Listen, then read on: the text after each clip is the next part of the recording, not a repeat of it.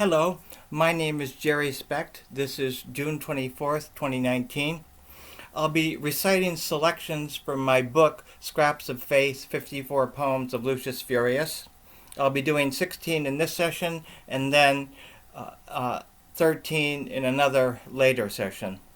This is only selections that I'll be reciting, that I will be doing them in the order that they appear in the book. To my son, I would have given you a perfect faith, belief unassailable and absolute, joy's wellspring. I offer only a substitute, these poems, disparate, contradictory, tempered in truest love and despair. Use them. I say there is no physical beauty. I say there is no physical beauty. This skin, this flesh, this bone, are but the clay of which we make our beauty, the instrument on which we play our beauty. Witness the failure of funeral directors to please true aesthetes. The dead Ingrid Bergman lacks the beauty of a living bag lady. Tennis masters, given Kmart rackets, win gracefully, while the high school violinist playing the Stradivarius fails to delight us. Thus, noses, lips, breasts have no beauty in themselves. Perfect features are easily distorted by anger, sloth, irritability, or conceit. But in a rare few, energy, grace, composure, and sensitivity are blended in such a quantity that they overflow and color with an exquisite beauty every pore of the body. Fill with the subtle music every gesture, every word. I say there is no physical beauty. This skin, this flesh, this bone are but the clay of which we make our beauty, the instrument on which we play our beauty. This next poem was written at a time when the L cars in Chicago still had windows which could be opened. Isn't life a pile of shit? Isn't life a pile of shit? Isn't it a subway ride? Isn't it a subway ride with people doing crossword puzzles, reading, staring at the advertisements, writing letters, building houses, hoeing cucumbers, eating salami sandwiches, and fucking to keep it going, trying to forget that they don't know where they're going or why or how they got there, waiting to be pushed out the window? Of course, nowadays 95% of the people on the L are looking at their cell phones, but the same principle applies. The Bushman speaks. The occasion for this speech is the arrival of an expedition headed by a European in a Bushman Werf around the year 1900. This desert is our life. From the dry earth we gather roots and melons. Over the endless sands we hunt the gemsbok and the springbok. Sometimes the gar roots are shriveled and bitter. Sometimes men are sick with thirst and hunger. When there is water, we drink and sing and clap our hands. When there is food, we eat and dance and clap our hands. The eland does not come to us and ask to be eaten. One must know how to make the arrow and poison it, and where to look and how to hide and shoot. What man is so foolish as to expect more? To expect the rain to be always falling, his eggs full of water and his stomach full of meat. You have strong animals to carry you. You have much food and water. Your digging sticks are hard and sharp. Your shooting sticks are like lightning. You are a powerful man and a good man. I can see that in your eyes. But what you offer is a dream. You can give us water and meat. You can fill our hands with tobacco and perfect beads. But you cannot give us happiness. A man can drink only so much, and then he is full. If a man is always eating honey, he tires of it and becomes sick. And even if all life were sweet, what man is not food for lions and dogs? A man who has tasted in his life no bitterness will find death very bitter. My mouth longs for sweetness, but sweetness brings bitterness, and in the end they are one. So I ask you, take your digging sticks and your shooting sticks, and do not leave them behind. Go to the green land you came from. We shall walk in this desert as we always have. No garden flowers for me. No garden flowers for me, no gaudy painted flowers. Hotel swimming pools beside the ocean. Give me wildflowers, ironweed and jewelweed, chicory and Queen Anne's lace. Grandma's funeral. She's lovely, so natural. A corpse pumped full of formaldehyde. My grandmother, that prodigious maker of pies, cakes, stuffing, and cranberry ice, that lover of Burger King restaurants, amusement parks, presidential elections, and long summer rides. Her flushed face is like stone. This body is a mockery of her being. Her fearless motion is done. She gave us life, crass, fond, willful. She gave us life like turkey and stuffing. She is the answer to our dark questionings. Oh, Gretchen, wherever you are. I remember how you used to care for the flowers and arrange the vegetables at the stands. How carefully you drove the tractor. I remember you coming out of a cornfield at dawn, soaked with the dew, laboring under your basket. All the tiny things you looked after, kittens and toads, and the strange food you gave us. Oh, Gretchen, wherever you are, I hope you found peace. How did you live in that harsh world? Where did you hide your fragile spirit? Oh, Gretchen, wherever you are, I hope you found love. Be free, Kathy. When the cold seeps through your skin, thinking how many times you've walked here alone, when you might have been lying in the arms of lovers, warm and comforting. Don't sit there shivering. You weren't meant for those chains. You were meant to rise on cool mornings and swim in deep, clear ponds, to walk along mountains and stand at the edges of cliffs, to gaze at stars, drawing strength from their fiery motion. I left my mittens in the Smokies. It was that night at Madron Bald in the Ridge, after we'd hiked from Davenport Gap, 12 miles, 4,000 feet. The girl gave us icicles. Dazed and breathless, we pitched the tent and scrambled into our sleeping bags. The morning sun felt good. Sterling Ridge on our left, Cosby far below to the right. Mount Gallo with its spruces and firs, lunch at Tricorner Knob, then down through the rhododendrons and mud to McGee Springs. Raven Fork, the beech tree, the icy water, the boulders, the sunlight.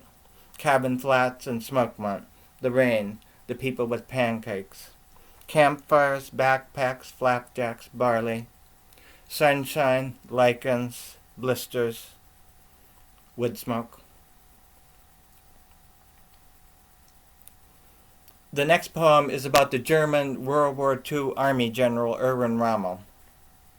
Herr General Feldmarschall Rommel takes cyanide. How distant my Swabian youth seems now. I made a glider which really flew, you know. Not far, but yes, it carried me. I soared. Some accused me of being a showboat, of tooting my own horn. I learned early that the laurels don't go to the meek or the bashful. Yes, I was a Nazi.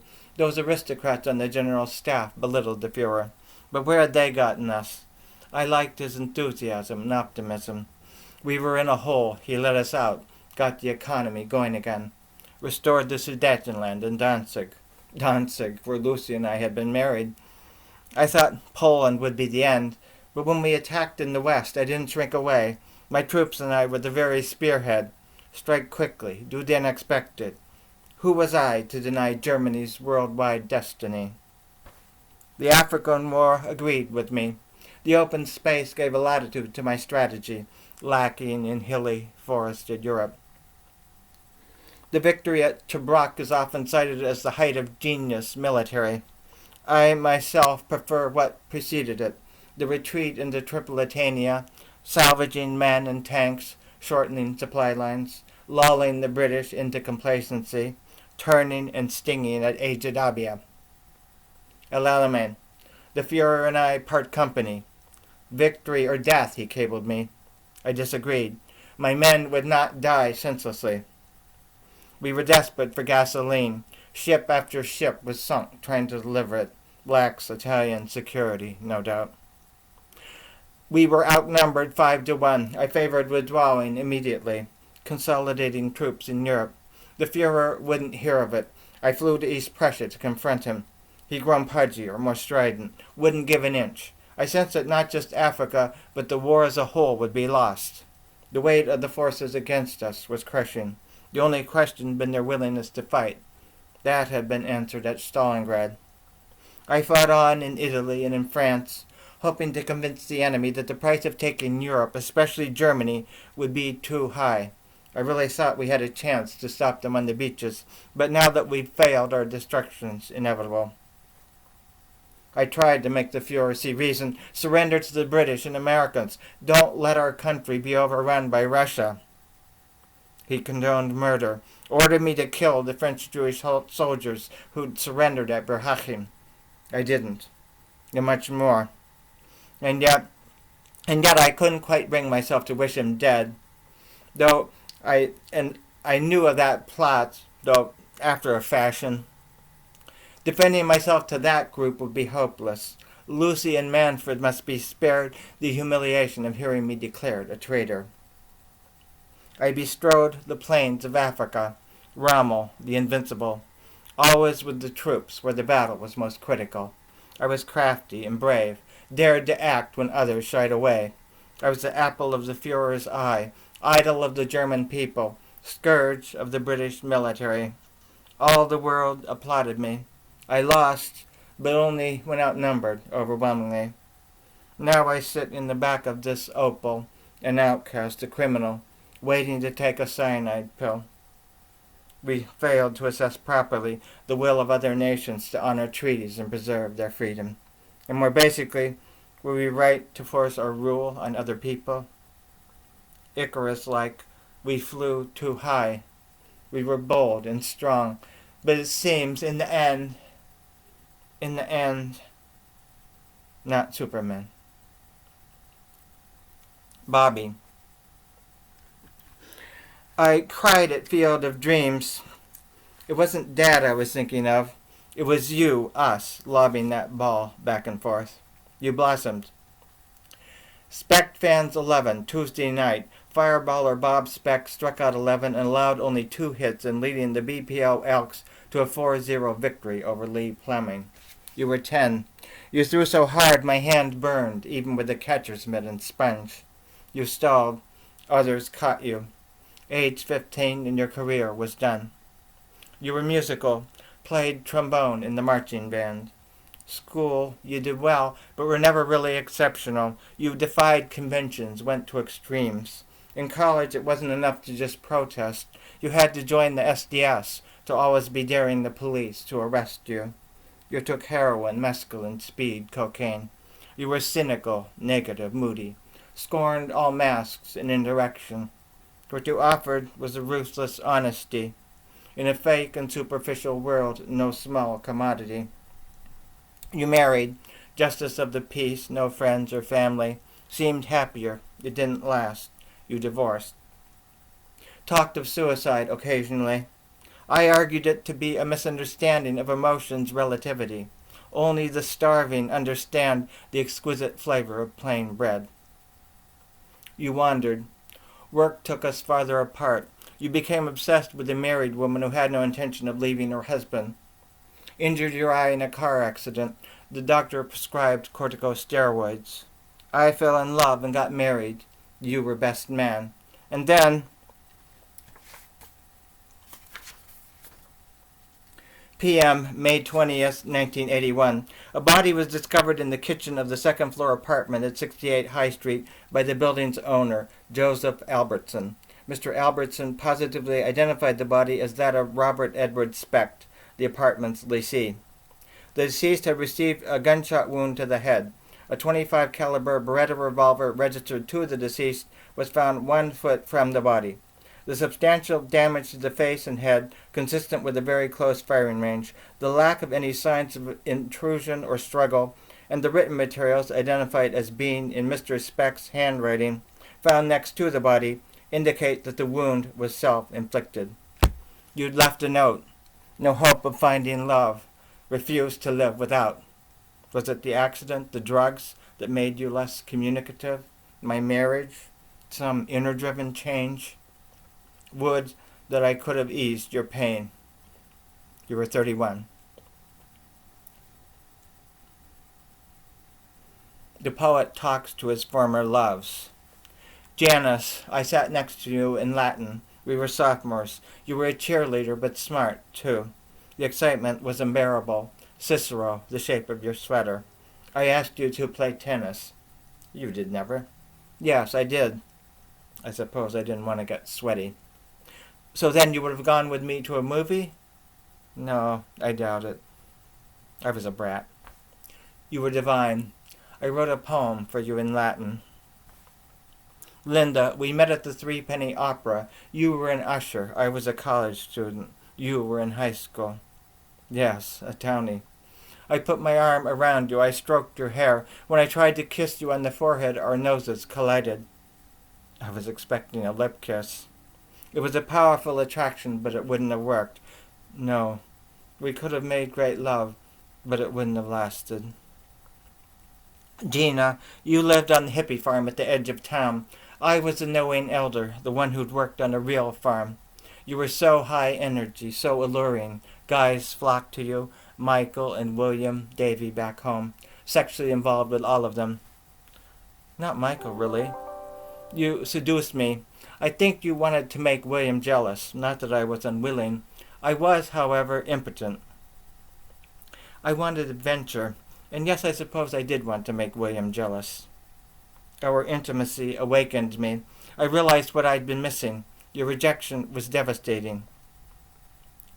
I didn't mean to hurt you. I didn't know you were so fragile. Carla, I loved you in your apartment. It was all softness and warmth, shag carpet, soft bed, Carole King on the stereo. We slept together, showered together. I really listened to Carole King? Your parents were divorcing. You didn't have time for a relationship. I don't think I was ready. Just as I was overcoming my impotency. Sarah, I loved you on a camping trip. We kissed at dusk in the Great Smoky Mountains. I remember. I felt so connected physically, intellectually, emotionally. You smiled with your whole face, with your whole being. I wanted to be with you, steadily. You said it wouldn't work. I guess you were right. I couldn't love someone who couldn't love me completely. When we parted, I cried uncontrollably. Yes, I remember. Swan Song of J. Alfred Prufrock. J. Alfred, I'm sick of your whining. Get off your butt and do something. Yes, I know life is meaningless. I know you've got a lot of time on your hands. Of course tea parties can be boring. But let me just ask her, is someone making you do this? Is someone making you hang out with these cold, scornful women? Surely a guy like you could find someone to relate to. I mean, it's not that hard.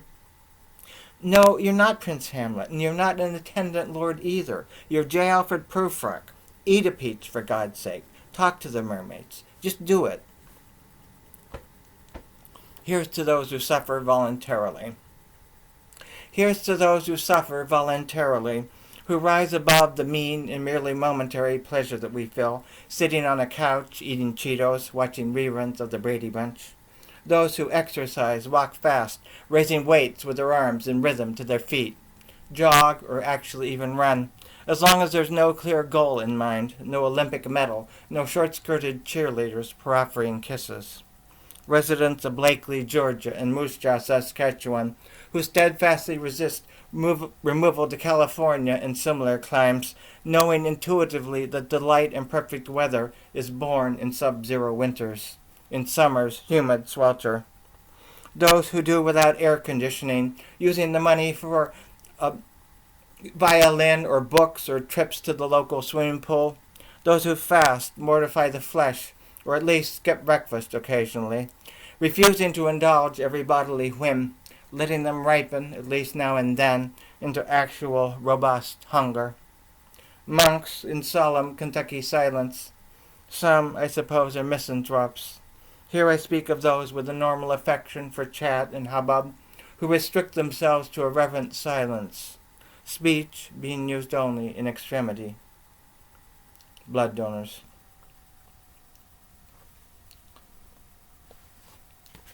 Letter to Sophie.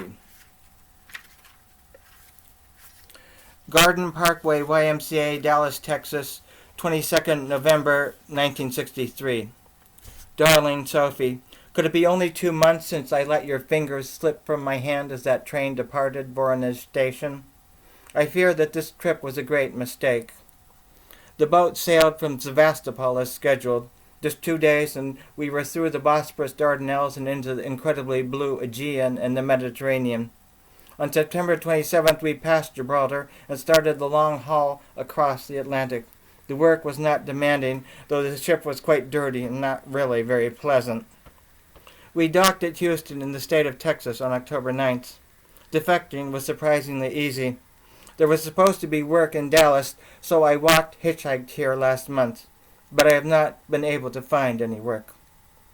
The people here, though friendly, are coarse and brash. The stores overflow with televisions, record players, mink coats, but there are many very poor people here as well. The great American leader Kennedy was shot and killed today, driving in his open-topped car along the streets of this very city. My money is gone, my strength exhausted. How blithely I left you and Russia behind. I feel my lips brushing the tiny hairs on the back of your neck, your nipples swelling. Sophie, may you know great happiness and love. I only ask that in the spring, when you visit Kremskaya Pond, that you remember how we knelt there, how I whispered in your ear there, when the air is filled with the scent of its cherry trees, that you remember what we felt there. Yours always, Nikolai. That magic summer. That magic summer where we first met and wooed fades further from us with each passing year. The words we spoke are gone. The word's tune lingers on. We'd tasted love, sweet, imbalanced, temporary. Now long for the same, only more complete, more complementary. Intimacy comes easily to some. Others store their feelings up, treasure for those who can rightly claim it. We went to movies, plays, folk dancing, walked in Crystal Lake Park, ate, watched your soap opera, touched each other constantly, fought, made up elegantly. And then as we sat on a warm stone bench on top of that underground library, eating lunch, heart and throat, I said, the pleasure I have known in being with you for these 6 weeks is something quite unusual. And if the same is true for you, if this is a love which could lead to marriage, then I will try to find a job nearby where I can see you frequently. But if your love is of a lesser sort, then I will cast my net this great world o'er and go where fortune takes me. Then you, not hesitating a single moment, flooding my eyes with your radiant smile, replied, "It could. Oh yes, indeed, it could." Much has happened since, but I say it was then, that summer, that moment, love reached the final high plane where we, though hardly conscious of it now, still dwell